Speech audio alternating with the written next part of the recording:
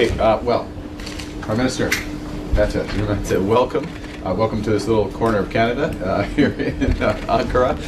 It's a great pleasure. We last saw each other, I guess it would have been in March at the Nordic Leader Summit in Norway, and but we're in frequent contact because we know that the threats are shifting, and as are the burdens, and that Denmark and Canada are picking them up and working more and more closely together. And I think that's the key message. And I'll say for Canadian colleagues, we have no greater friend and tighter ally than Denmark. I mean, this is an exhibition of we are both core members of NATO.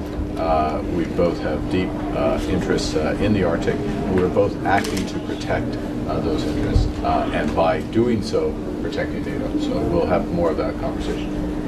Thank you, Mark, and it's really nice to be in a small corner of Canada, even though it's now it's in Turkey. I can only underline what you just said. I mean, we have become even more closer in the recent years. Good allies, strong allies in NATO, strong allies when it comes to Ukraine, protecting our eastern flank in NATO. And now you will join Eurovision. Yes. Yeah. Any tips? We also. I won't. No, I will not. I will not. Just to be clear, it's just. We will not give you any tips because then we are not on the same page. Then we have to compete. No, it's really good to be around you and your team. And as you said, I mean, especially when it comes to the High North and the Arctic region, we have to work even closer together. And we share the same values, and we share the same willingness also to fight for them. Start and thank President Erdogan and Secretary General Rutte for this, President for his amazing hospitality, Secretary General for organizing this meeting.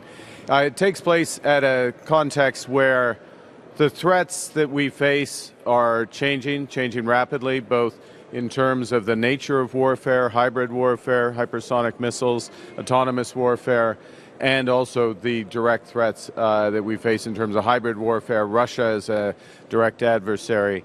Burdens are shifting.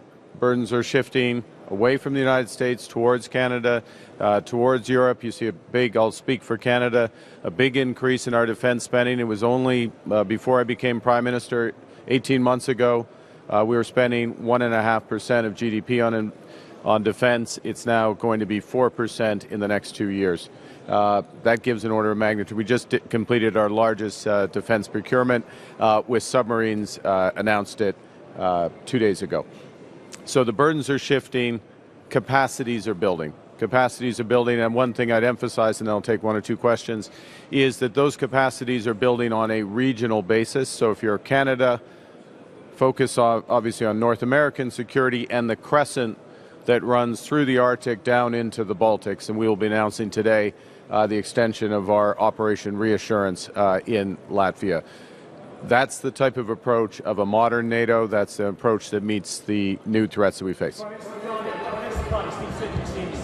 Despite your best efforts, despite your interesting relationship with the US President, can we say that? He doesn't want to be here. He said as much. He said he would only be here on the basis of that. He wanted to be here with Mr. Erdogan as well. Do you think actually the US is pulling out of NATO or wants to pull out of NATO quicker than we can fill in the gaps? The first thing, I spoke at length with President Trump on Sunday prior to coming here.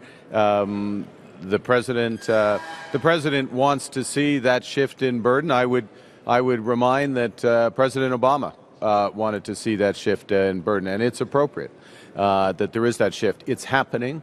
That momentum is picking up, and it will proceed. And the president's here. He's in a good mood, and we're looking forward to the customer. I'll take one last question then. Recent U.S. attack on Iran, and why don't you fear that this will overshadow this summit? Well, the first is I would observe that, in effect, a period of extreme de-escalation, shall I put it, had been put in place for the funeral.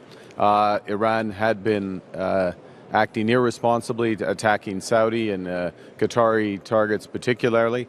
There has been a response as appropriate. We look to de-escalation of the hostilities, but it underscores the scale of the threats and the enduring threats the alliance faces. So thank you very much. Merci beaucoup.